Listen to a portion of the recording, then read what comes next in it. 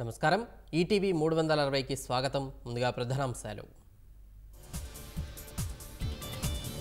అధికారంలోకి వచ్చిన 24 గంటల్లోనే ల్యాండ్ టైటిలింగ్ యాక్ట్ రద్దు ఉండి సభలో చంద్రబాబు పునరుద్ఘాటన రాష్ట్రంలో అక్రమ ఇసుక తవ్వకాలు నిలిపివేయాలన్న సుప్రీం క్షేత్రస్థాయిలో తనిఖీలు చేయాలని కేంద్రానికి ఆదేశం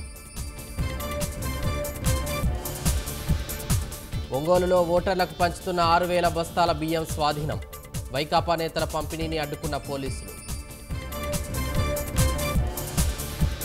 సత్యసాయి జిల్లా మద్దనకుంట చెక్పోస్ట్ వద్ద 38 లక్షలు సీజ్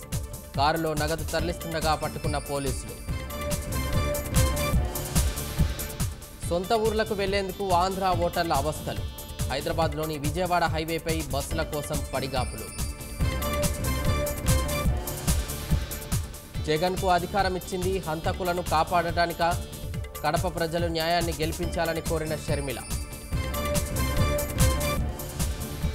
రాష్ట్రంలో ముమ్మరంగా కూటమి నేతల ప్రచారాలు